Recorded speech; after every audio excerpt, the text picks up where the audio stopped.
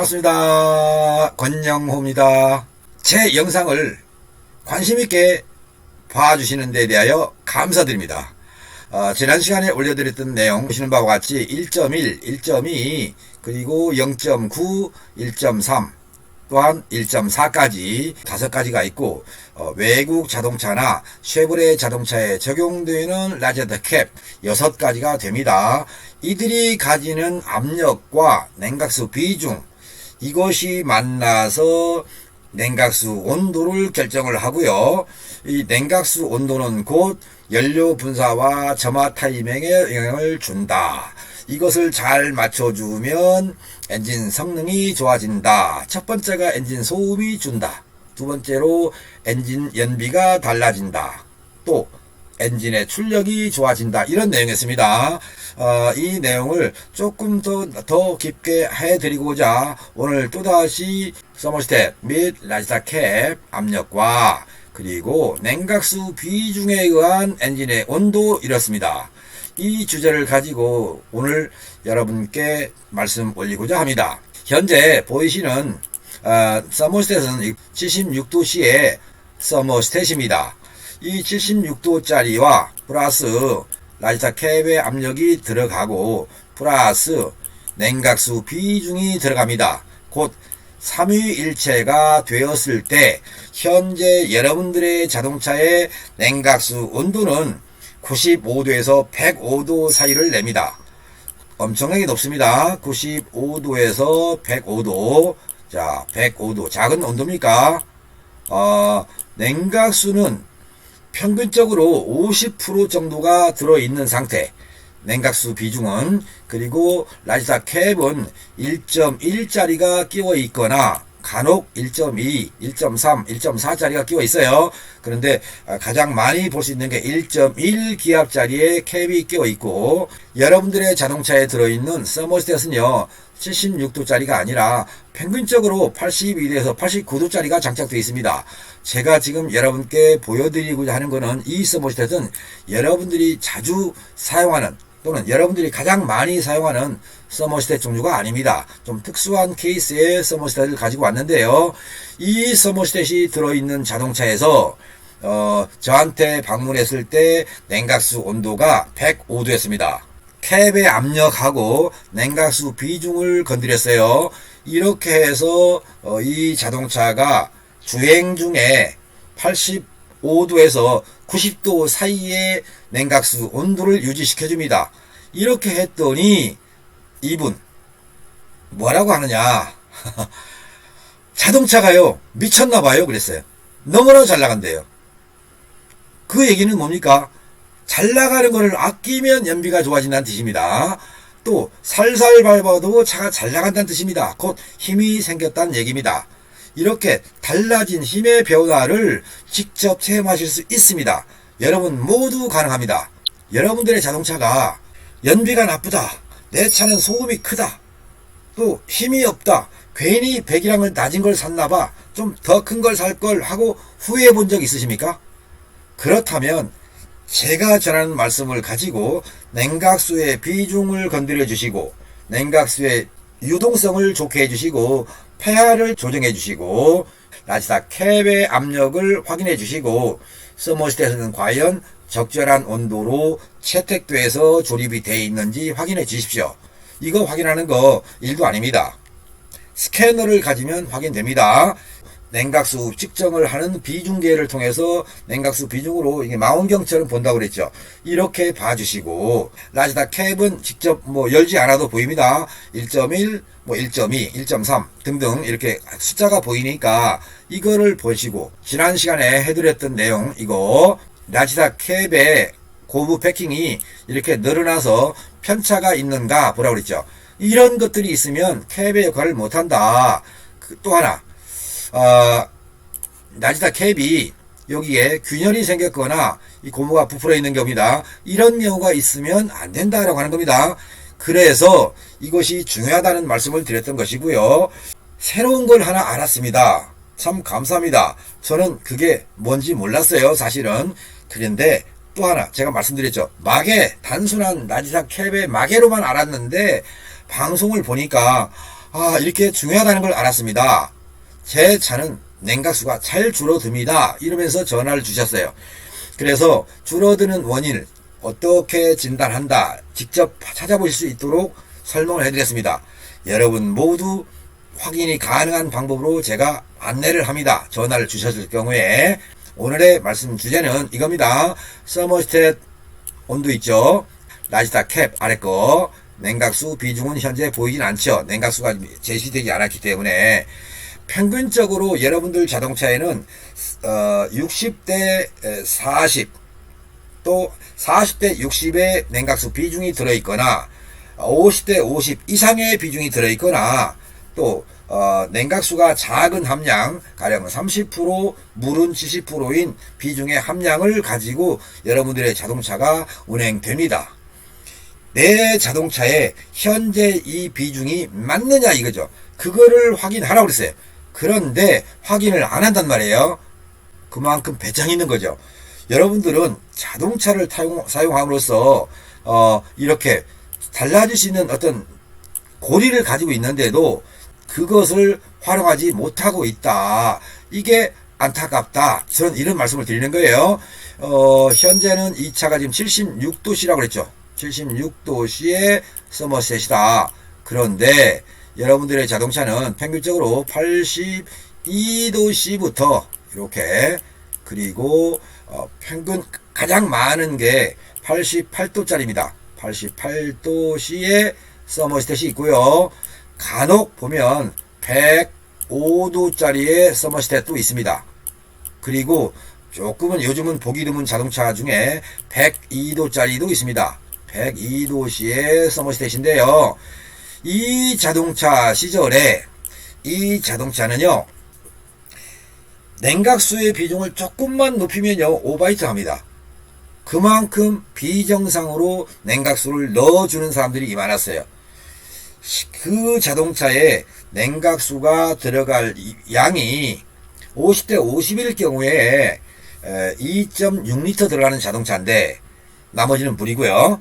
그런데 4리터짜리를 열어서 4리터를 꼴깍꼴깍 다 채워줍니다. 결론은 뭡니까? 이 4리터를 구입해서 2.6리터만 들어가도 되는데 그만큼 오버시킨 거죠. 결론은 물이 더 들어갔다는 얘기죠. 그 얘기는 물의 흐름, 냉각수가 흐름이 낮아지니까, 흐름이 느려지니까 오버히트를 한다. 그것 때문에 곤혹을 겪었던 분들이 많으십니다. 요즘은 이 자동차는 좀 보기 드물어졌지만 자동차는요 이렇게 다양한 서머스탯을 가지고 있고 이들이 가지는 서머스탯의 온도는 근접시켜서 엔진 온도가 나와야 된다는 얘기입니다. 가령 82도짜리의 서머스탯이 있다. 그러면 어떻게 해요? 냉각수 비중과 합쳤을 때 90도 정도가 되면 좋겠습니다. 물론 냉각수가 좋아서 82도짜리의 서머스탯이지만 85도가 된다면요. 그 자동차는 베스트카가 됩니다. 내 차도 가능한가? 가능합니다. 여러분 모두의 자동차가 다 가능합니다. 그러니까 여러분들의 자동차를 정비해주는 정비사님한테 가셔서 물으세요.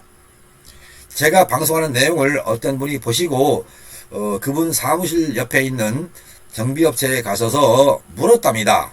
냉각수가 이렇게 중요하다는데 아니에요. 쓸데없는 소리예요. 그렇게 말하더랍니다. 괜찮습니다. 쓸데없는 소리인지 아닌지는 그분은 아시고 계시는 거죠. 그런데 그분의 말을 들은 정비사분은 냉각수와 엔진의 관계가 어떤 역할을 하는지를 모르고 계시기 때문에 그렇게 말할 수 있습니다. 여러분들 자동차를 정비하는 정비 담당자님이 서머스탯의 온도에 따라서 라지스타 캡의 압력에 따라서 냉각수 비중에 따라서 엔진 온도가 달라진다. 엔진 온도가 높아지는 것보다는 낮아지는 게 좋다. 그러면 최적의 온도라고 했을 때 서머스탯이 지금 76도짜리라고 했죠. 76도짜리인데 70도가 되면 어떠냐? 그건 오버쿨입니다. 오버쿨 되면요. 오버쿨 되면 주행시에 계기판의 온도가 내려가죠. 자, 계기판 온도 잠깐 한번 그리겠습니다. 계기판이 이렇게 있고요. H가 있죠. 그 다음에 밑에가 C가 있고요. 하프라인이 있습니다. 현재 여러분들의 자동차는 이 정도로 다녀요.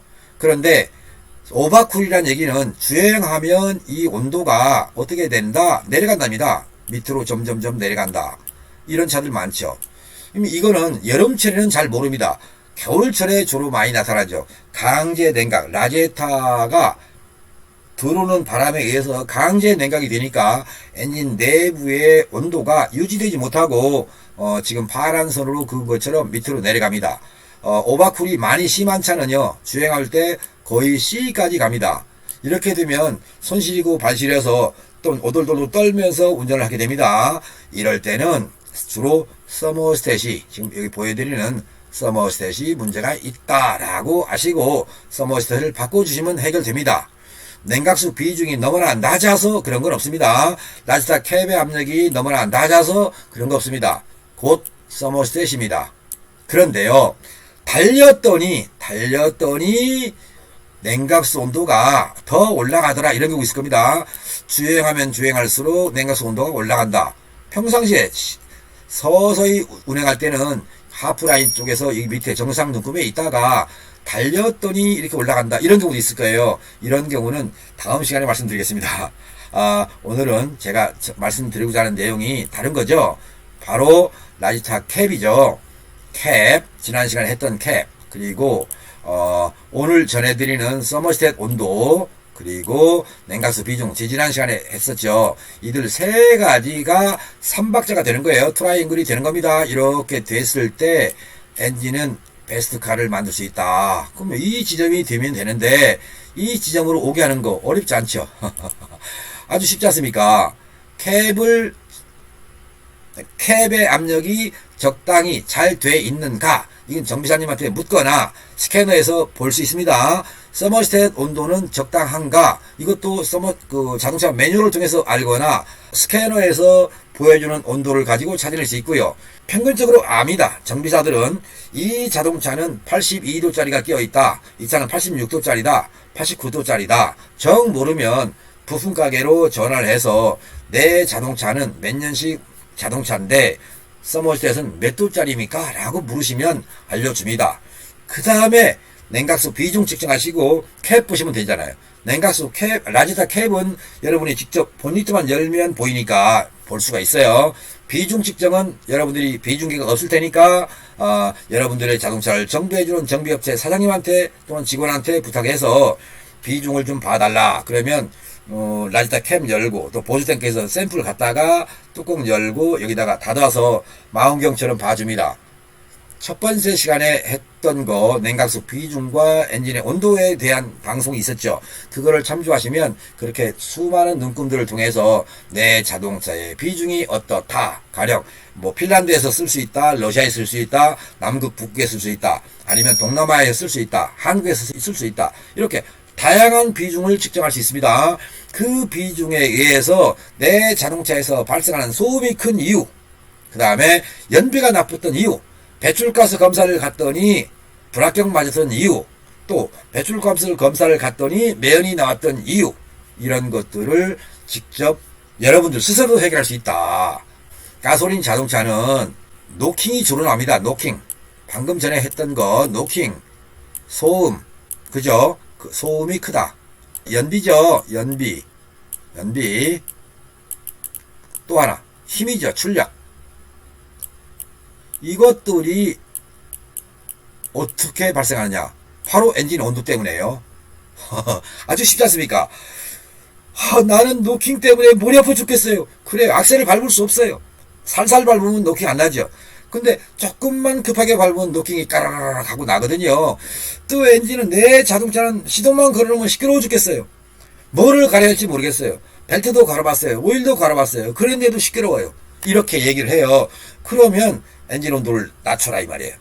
또 하나, 내 자동차는, 어떤 사람의 자동차는 1리터를 가지고 10km 간다는데 나는 7km, 6km밖에 못 가요 하는 경우가 있어요. 그게 연비가 나쁘다. 그러면 냉각수가 안 맞는구나 라고 생각, 또는 냉각수 온도가 높구나, 서머스탯 온도가 높은가, 아니면 라지타 캡이 잘못됐는가, 이렇게 생각하시라는 거예요. 그 다음에 엑셀을 밟을 때 힘있게 나가줘야 된다. 그런데 힘이 없게 나간다. 그러면 바로 냉각수 비중, 이게 삼각제죠. 트라이앵글. 요게 잘 돼 있는가를 확인하시라는 얘기죠. 이것만 확인하시면 여러분들의 자동차는 놀랍게 달라지는 거예요. 제가 다음 시간에 말씀드리려고 하는 게 있죠. 냉각수 비중을 손대고 난 후에 달라진 연비 얼마나 달라졌는가, 10%가 달라졌나 20%가 달라졌나, 직접 제 육성을 통해서 여러분께 소개할 것입니다. 그 소개해드리는 영상에서 한 가닥 희망을 가져주십시오. 지금까지 여러 번 방송을 해봤어도 여러분들이 아직 제 방송에 따라서 직접 자동차 점검을 안 해보셨기 때문에, 또는 해보신 분들은 있겠지만 해보신 분은 전화 주셨어요. 그런데 안 해보신 분은 전화 안 주세요. 아무 댓글도 안 쓰세요. 끝나고 또 하나, 밑에다가 좋아요 누르는 것도 없어요. 구독도 안 눌러줘요. 그러니 저는 독자가 많이 늘어나길 바라는데, 그래서 제가 소개하는 영상이 많이 퍼져서 여러분들의 자동차 성능이 좋아지길 바라는데, 그리고 연비가 전략돼서 애국자가 되기를 바라는데 여러분들은 반응이 시큰둥해요. 이 사람 말은 도대체 하고 의심스러워서 그럴 겁니다. 의심하지 마세요. 저 자동차 평생 해왔다고 그랬죠. 일평생 자동차만 해왔어요. 이런 사람이 어떻게 보면 노인네가 여러분께 거짓말 하겠습니까? 거짓말 안 합니다. 한 번쯤 직접 진단해 보시고, 또 아니면 정말로 갈 데가 없다면 저한테 방문해 주세요. 제가 냉각수가 현재 어떻게 잘못되어 있는지, 캡은 뭐가 잘못되어 있는지, 서머스탯은 잘못되어 있는지 잘되어 있는지, 자동차 메이커에서 요구하는 서머스탯, 예를 들어서 89도짜리의 서머스탯이 껴 있습니다. 냉각수가 50대 50이 들어가 있고 라지사 캡이 1.1짜리가 들어가 있어요. 그랬을 때 거의 100도에 가까운 냉각수 온도를 가지고 있다. 그럼 냉각수 온도가 높은 상태에서 발생하는 지금 말씀드렸던 네 가지, 소음이 크다, 노킹이 난다, 연비가 나쁘다, 힘이 없다, 이거, 그 다음에 디젤차로 가면 매연입니다. 이런 것들이 발생한다 라고 했을 때 제가 진단해 보고 이 자동차는, 우리 선생님의 자동차는 무엇을 정비하면 되겠어요 라고 알려드릴 겁니다. 그러면 여러분들의 자동차를 정비해주는 단골 업체로 가십시오. 그리고 거기서 한번 해달라고 하세요. 비중도 조정해 주시고 캡도 필요하면 바꿔달라고 할 것이고, 제가 지시한 내용대로 해보시고 그 다음에 자동차를 사용해 보시는 거예요. 그런데요, 정비가 끝난 후에 시동을 걸어 보시면 즉시 아십니다. 차가 조용해졌네 라고. 그게 바로 소음이 줄었다는 겁니다. 그런데 이 차를 가지고 운행을 했더니 엑셀을 밟아도 평상시처럼 밟아도 노킹이 안 난다. 뭐라? 노킹도 사라졌네. 자, 그 상태로 살살 다니세요. 그러면 연비 상승, 출력 좋아지고. 아니, 뭐가 답답하십니까? 100이랑 1500cc를 샀어도 2000cc 엔진의 성능을 내라 이 말이죠. 그러면 2000cc를 사신 분이 2500, 3000cc 엔진의 성능을 낼 수 있다면 그게 얼마나 좋겠습니까? 여러분의 주머니 사정 많이 봐주는 거잖아요. 필요 없는 성능의 자동차를 사느니 낮은 성능의 자동차를 사서 고성능 자동차로 한 번쯤 운행해 보시라. 저 이 말씀을 드리는 거예요. 권영호 채널에서 본 영상을 보시고도 못 믿으시겠습니까? 제가 믿어달라고는 안 하겠습니다. 여러분들의 고충을 이미 알고 있기 때문에 이 여름이 가기 전에 여름에 맞는 냉각수 비중을 건드려서 성능을 경험해 보시라는 거예요. 그리고 나면 겨울철에 갔을 때 내가 어떻게 해야 될 것인가가 아마 결정이 될 겁니다. 깊어갑니다. 가을은 점점, 아직도 물론 낮에가 30도 내외의 온도를 유지하고 있기 때문에 여름은 맞습니다. 그러나 조석으로 쌀쌀하죠. 이미 가을에 접어들었습니다. 다음 달만 가면 추워서 찬물로 샤워하기도 힘들 정도가 될 겁니다. 그렇다면 자동차는 최상의 컨디션을 낼 겁니다. 바로 선선한 기후 속에서 습도가 적당히 있을 때 엔진 성능이 최고가 됩니다. 그런데 냉각수 비중과 서머셋, 라지타 캡의 압력, 이것들이 삼일체가 됐을 때 곧 엔진은 더 좋은 성능을 낸다. 이 말씀을 드리면서 공감 가신다면 좋아요 한번 눌러주십시오. 여러분 돈 내는 거 아니지 않습니까? 또 하나, 제 채널 구독해 주세요. 그러면 구독하면 여러분들한테는 정보가 가는 거예요. 여러분들한테 전혀 손이 안 갑니다. 여러분들이 어디다가 유튜브에다 돈 내는 거 아닙니다.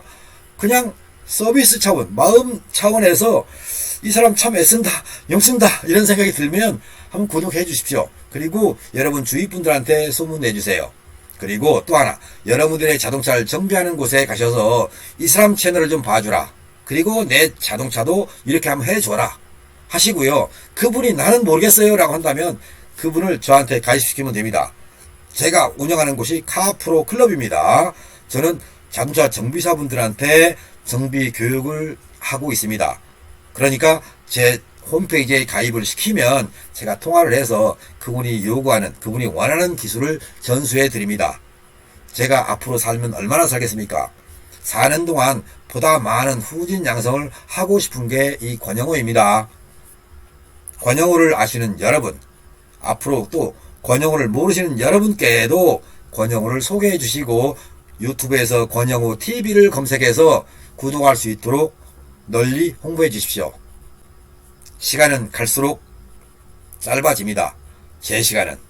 어떻게 하시겠습니까? 추천해 주시겠습니까?